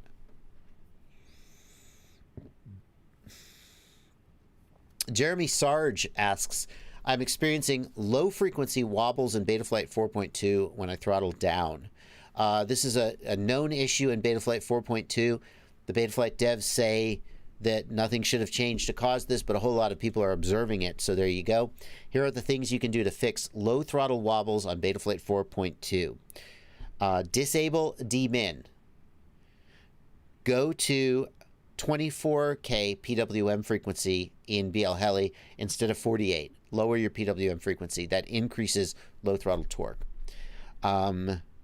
Raise D gain by about 20%. So take the PD balance slider and raise it to like 1.2. Those are some things that have fixed it in the past for me. Number one thing is the PWM frequency change. Kirk Marlowe says, for DJI, I heard the top antennas receive and transmit, the bottom two only receive. Yeah, that's what I've heard too, Kirk. So you would think that I don't know. So there's one argument you could go that I want to put the patch antennas on the top because it both transmits and receives. So it's like you're getting double the benefit. But then if the bottom antennas only receive, maybe that's like the important one, since receiving is what you really want to do. I don't know. Cat FPV is running 48K PWM, but compensated for by adding thrust linear. Thrust linear is a feature in Betaflight that it's not turned on by default, I don't think, is it, Kat? And it basically gives a non-linear thrust curve to the motors that tries to make up for the fact that the motors don't make as much thrust at lower throttle. So it tries to linearize the thrust from the motors. Interesting idea, Kat. Interesting idea. Rocksteady FPV, thank you for $5 in the super chat. I have a Race Day Quads transmitter kickstand which has a magnet. Will it affect the Crossfire Micro TX functions? No, not at all. Not at all. Why does bidirectional ESC the #1 setting when most of us don't fly 3D? Eric Dunlap, I'm confused. It's the normal, the default motor protocol is normal, then reversed, then bidirectional reversed. I'm pretty sure #1 is normal, isn't it? I'm pretty sure about that. Yeah. Uros Radi is new here. What up? Well, what up to you, son? Yeah. What are your thoughts on the T-Motor long-range motors? Melon Marlin keeps trying to ask that. I don't have a thought about it. I haven't really... I mean, I'm aware that they exist, but I don't really have an opinion about them. Let's show them. Since you asked like 20 times, but you didn't spam the chat, so I appreciate that. T-Motor long-range motors. So they're just big honking motors that are supposed to have high efficiency. But do they? I mean, I guess probably they do. Where's the long range? 2806. I'm torn on this because, like, the big advantage of a big motor like this is additional torque. But a lot of times for long range, you don't need a ton of torque because the motor is not changing speed very rapidly. So I've seen 2207 motors spin a 7-inch prop, and it was fine. Maybe a little bit of current spike when you really bang the sticks. But for a long-range quad, and I mean, here's, like, what am I missing here? For a long-range quad where you're not going to bang the sticks very much, wouldn't you want the smallest motor that can spin the prop efficiently, but no more? Because a bigger motor like this is going to add weight, and it's going to pull more current just because of its larger stator. So if you could get decent flight times and decent performance on a 2207, wouldn't you rather save the weight? It feels to me like a motor like this is not for like long-range pilots, but for people who are really banging the sticks. And they need that additional torque to really accelerate that prop. But T-Motor is like, they're obviously like really smart and know what they're doing. So I'm probably wrong. So I'm looking for, you know, let's find out where I'm wrong. Right?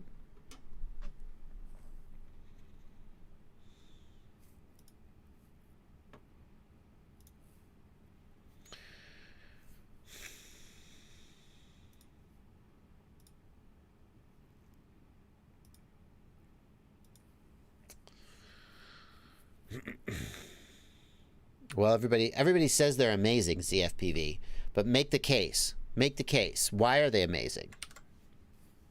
Why are they amazing? What do you get out of them? I mean, let's take a 1300 kV 2207 and a 1300 kV 2806. Big Data Pimp says big props mean big motors. Why? Why? Don't, that's a statement. Now, big torque motor handles big props well. Okay, but if you are not banging the sticks, if you're just kind of flying smoothly, do you need the torque? That's what I would ask. I mean, when I did that video with TAC FPV and Risky Biscuit, they brought two 7-inch quads over, and I thought they flew great on like 2306 and 2207 motors. Livia points out that in windy conditions, you do need torque to change speed. I could see that argument. My theory is that you want a motor that is big enough that the continuous torque demand of normal flight is acceptable, right? But at that point, a bigger motor is just additional weight. Juzel points out that just because you're not banging the sticks doesn't mean the PID controller isn't requesting sharper RPM changes, which is James points out that the additional torque is a get-out-of-jail-free card when you're doing mountain surfing. Yeah. The question is just the weight. What do these motors weigh? 46 grams for the motor. You're adding 30. You're adding at least 40 grams to your quad compared to like a 2207 or a 2208 motor. Just in the motors, you're adding 40 grams. And I'm like, for a 7-inch, do you want this? I don't know. Like if you said you were running an 8 to 10-inch prop, then to me this motor would feel like, oh, maybe that's it. I feel like a 2407 or 2208. Surely that's enough for a 7-inch prop, right? Gray One FPV wants to know, are you now flying Bite Frost more than DJI? At the current moment, I am not flying Bite Frost at all. Which is part of the reason why I haven't put the video out.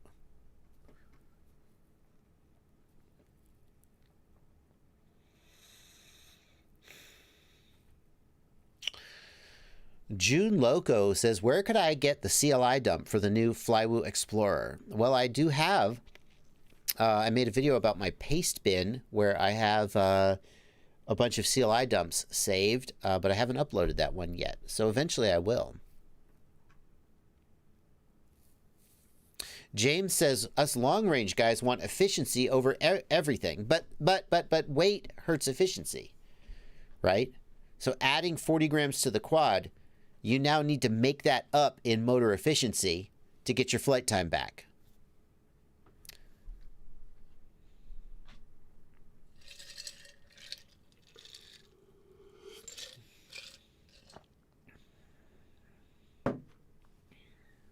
And the problem is that you've got a 1300 kV motor. There aren't any other motors of different sizes. Like there's no 2208 1300 kV, or there certainly aren't many. So actually comparing the efficiency of the motor is going to be very difficult. That's incorrect. Gray One FPV says in one of your vids you were flying Bite Frost. That's incorrect.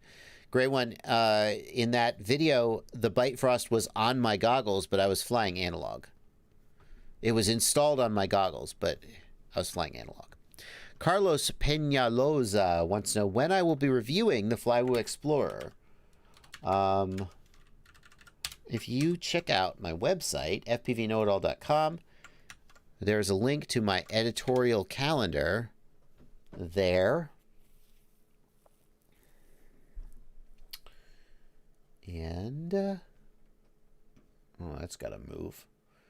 The Flywoo Explorer I have down for Wednesday the 16th. I have down for Wednesday the 16th. Sensible Muse wants to know, how bad is the latency on the Runcam Split 3 Micro? It's fine. Like, it's fine. Oh, the Split? It's still probably fine. 661 FPV, I have no further comment on that. Ralph Baskin, is it worth it to buy an H7 flight controller? There's a little bit of future proofing in there. That's true.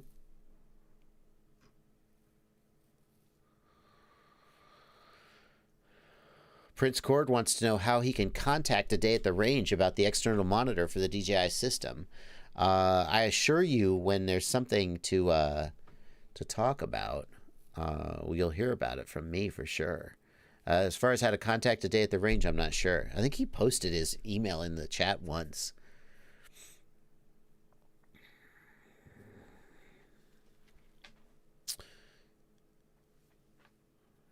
A day at the range wants to know, how can I remove electrical noise from my unit? It's very sensitive to Wi-Fi. Yikes. Shielding is usually the answer, right? Shielding. Like metal enclosures. I don't know. I don't design our circuitry. Don't ask me. H7, Ralph Baskin, an H7 flight controller will have some future proofing. There are some features specifically like graphical OSD that are coming in Betaflight that only an H7 will be able to do. For the time being, many of the things that an H7 could do are not really taken advantage of yet. So I don't think there's a compelling reason to get an H7 today, unless like there's the SP Racing H7, which has some interesting features that you may go, oh, I want those. But for a typical person just looking for the typical set of features that are in a flight controller, an H7 isn't really going to give you much advantage, at least not today. Ryan Jenkins wants to know, do you recommend the Xylo build for a second quad? I've already built a Tyro 79. Will I be left wanting more? Ryan, I would say that the JB Xylo kit, it's solid in terms of durability. That's one of the things we went for. But the motors are intentionally a little bit underpowered because we expect it to be like a first quad. If you have been flying more powerful quads, you may find it to be a little underpowered. And you could fix that by upgrading the motors. The build would still go the same. But the Tyro 79 is a 3-inch, isn't it? Is it a 3-inch? The Tyro 99 is a 5-inch. Yeah, so I mean, I would probably recommend it, but you should be aware that it's intentionally just a little bit underpowered compared to many other 5-inches out there today. Durzo FPV, thanks for $2 in the super chat. Do you accept the CLI of FC sold separate, like AIO? Do I accept the CLI? You can send me, you can send me any CLI dump you want. I got to go through, I've got a ton of them. I got to go through them and add them to the site. So, Priya Bharata, thank you for 20 rupees. Don Laheen, thank you for $2. Do you have the Mamba F722 Apex CLI dump? I don't think that I have any KISS CLI dumps. The Mamba Apex CLI, I'm not sure about that, Don. I don't think so. Currently, the only ones that I have are Ready to Flies and Bind and Flies that I've either built or the ones that you've seen me review. Clone No One, thank you for £2 in the super chat. QX7 won't turn on. No LED button, still speaker noise. Take the battery out, take the SD card out, open the radio up, take the coin cell out.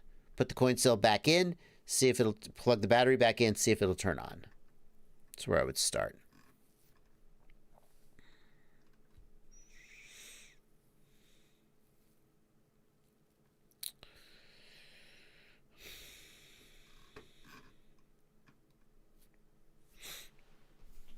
See you later. Game of Drones is heading out. Thank you so much for the thumbs up. Empli FPV wants to know about my motor idle. So let's talk about motor idle speed in the Betaflight configuration tab. Freestyle pilots commonly think that they want the lowest idle speed possible. And the reason they think that is that when you flip upside down, the higher your idle speed, the more you'll be pulled down to the ground. In addition, anytime you're doing a zero throttle move, let's say you're trying to line up a gap and you're trying to drop straight down into the gap. If your idle speed is too high, you will be pulled forward and you'll be pulled offline. So you want your idle speed as low as you can get it. But the problem is that the motors make very little torque at low throttle. So if your idle speed is too low, you will get instability at low throttle and slow response when you try and do like a snap roll at low throttle. The other thing is that with a low idle speed, you'll get much worse prop wash oscillation. And you can test this for yourself. Your default Betaflight idle speed is about 5.5. I think that's what it is. Take your idle speed and raise it to like 9%. Now, you will hate how the quad flies, but do some sharp turns and see how smooth it is in the turns. It should be way better in the turns at prop wash oscillation. So you'll often see racers raising their idle speed up so they get smoother turns because they don't really care about like zero throttle flippy flops. It's tough. I like the iFlight Sedora SL5E is a quad I've been flying a lot lately. It has a default idle speed of 7%, and I'm constantly impressed with how good the prop wash handling is on this quad. To be fair, I've tuned it a little bit, like I've raised the D gain a little bit, and I've got the RPM filters going on it. But even still, it has such good prop wash oscillation, way better than average. And I think the idle speed has a lot to do with that. The flip side is that I'm constantly annoyed when I try and do like a straight down dive and I get pulled offline and I have to kind of spiral around instead of dropping straight down. So there is no one right answer. I will say that don't just try to get it as low as possible without considering the other effects like low throttle instability and worse prop wash handling that come when you lower it too low. Down below about 3%, I think you're likely to get death rolls. So somewhere between 2 and 3%, I wouldn't go any lower than that. And the other thing to keep in mind is there are some things you can try to do to counteract these problems, like dynamic idle and thrust linear, which was mentioned earlier in the live stream. I haven't tried out thrust linear very much, so I can't speak to that. I can say that dynamic idle to me adds more problems than it solves. And certainly you could say, well, you just don't know how to tune it. I mean, I've tried following various guides to try to tune it and get it like working right. And I haven't, it just seems to add low throttle instability. And when I turn it off, then suddenly the quad's flying better. ZFPV, I didn't say 3% was the default. 5.5%. Yeah, 661 FPV, the default's 5.5%.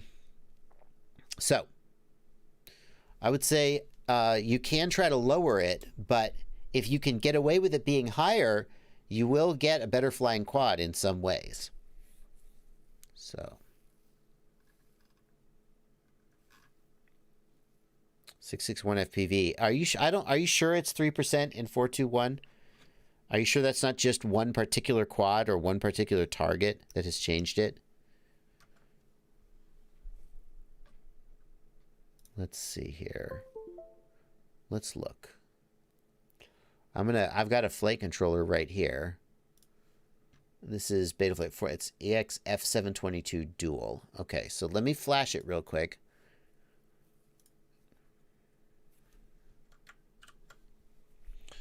EXF722 Dual. 422. Load. And flash. All right, we're going to find out if it's changed to 3%, at least on this target. I'll come back in just a second to that. Don Laheen, thank you for $5 in the super chat. Smooth turns, but yaw and fly backwards is hard with idle 10. Oh, that's a really good point. That's a really good point. If you like to do slidey backwards moves, I'm not talking about moves where you pitch back and fly backwards like Cricket does, but more like Vic FPV, who spins around and continues to slide backward. That's going to be harder with a higher idle speed. You'll slow down faster. Josh Feltz, thank you for $5. Does your Flywoo Explorer have the Vista Crossfire combo? It does. MSP on soft serial seems to cause OSD issues. I have heard that. So they have the OSD for the Vista connected to soft serial, and it is causing lockups because the flight controller can't handle it. I've heard some people say that they've tried turning down the PID rate from 4K to 2K to fix that. I'm looking forward to finding out if I have that problem. I don't know yet, though. I haven't flown it yet. It's still flashing. What? Did it just start? Come on. You've been flashing. How long have you been flashing? Okay.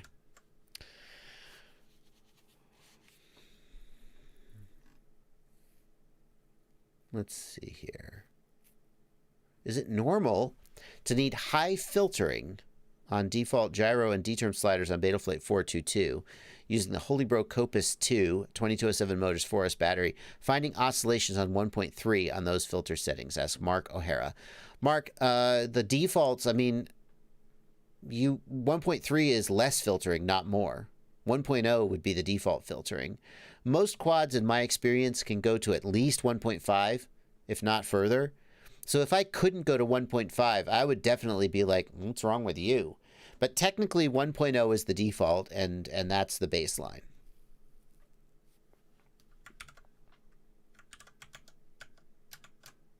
Does it not flash in the background? Is that it? No, it's flashing. Why did it take so long? All right, here we go. Moment of truth. Do I need to power cycle it? Okay. 1, 2. Here we go. Apply custom defaults.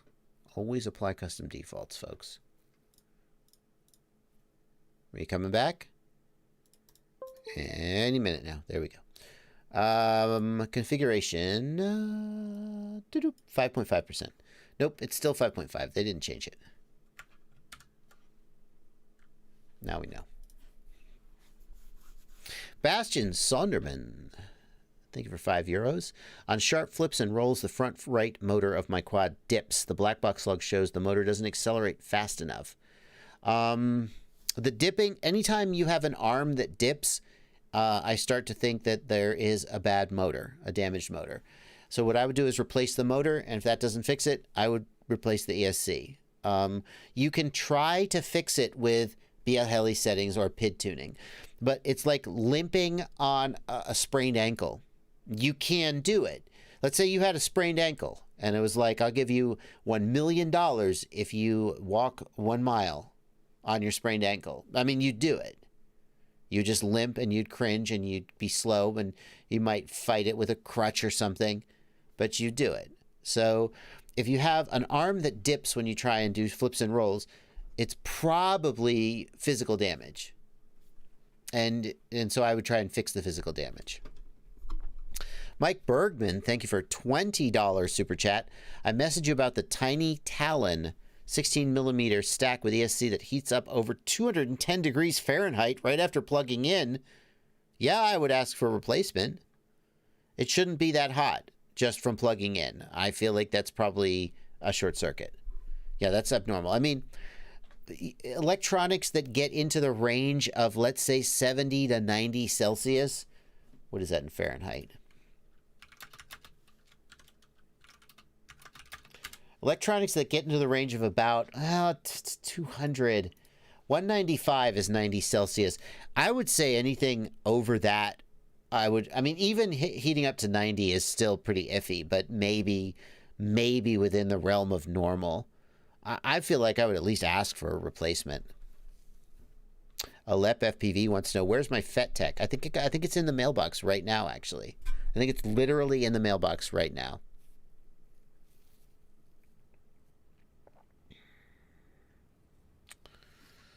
Oh my God, the time has gotten away from me. It is 2:53 p.m. Ciati, are you here? Are you streaming today, Ciati? 661 FPV. I definitely did load the custom defaults. 100%. You want to? I definitely did. It's 5.5%, my friend. Is Ciati here? Ciati. Are you streaming, dude? I tagged him, but...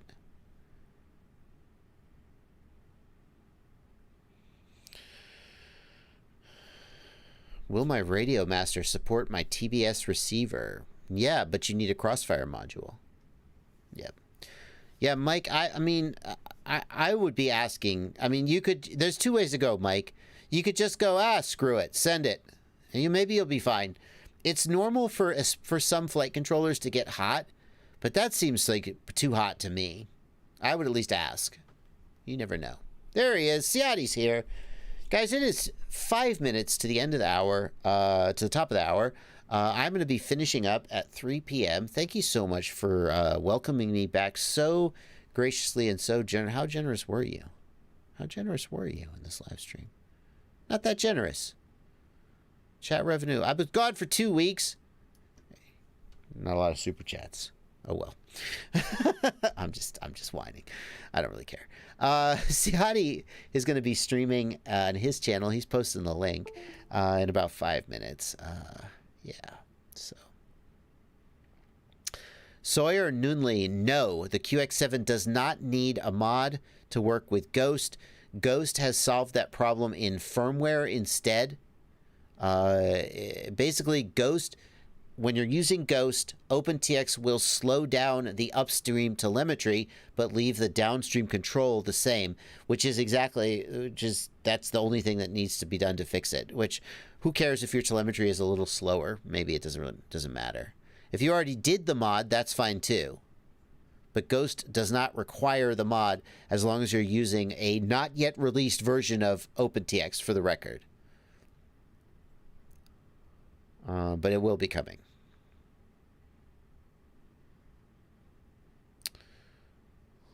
Let's see here. Well, all right, guys. All right, guys. We're going to start wrapping up. 6S Freestyle. I think that the advantage of 6S is real but small, and that for a lot of people, going to 6S is going to make them more likely to blow their ESCs, more likely to have tuning problems. I still run 4S on most of my quads as my main build, but sales, I've talked to vendors, sales data clearly indicates that most people are going to 6S, even ranked beginners. So there you go.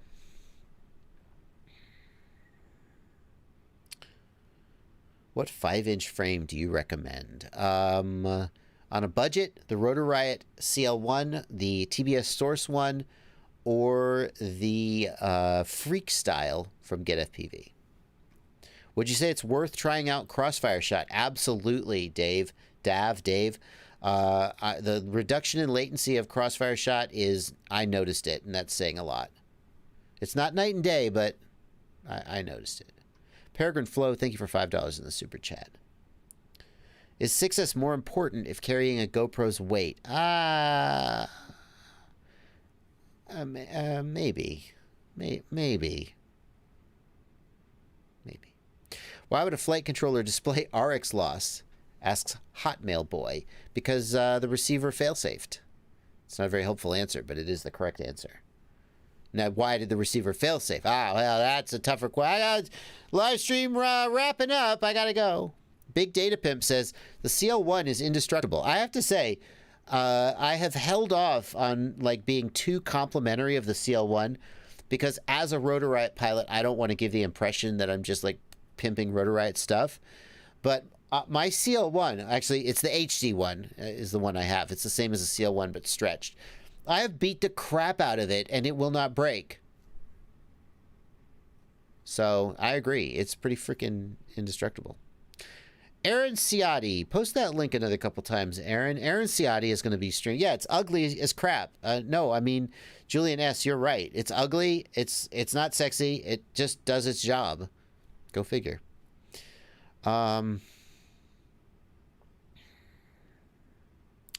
Would Bitefrost work with Amway Commanders? I mean, yeah, Bitefrost will work with anything with an HDMI input, I think. There it is. 3 p.m. All right, guys. It's coming up on the end of the stream. I will be streaming again tomorrow night, 8 p.m. Eastern Time. Thank you guys so much for coming out. Nice to see you. Nice to be back. That's going to do it for me, though. I am out of here. Have a good afternoon, everybody. Or evening if you're in Europe.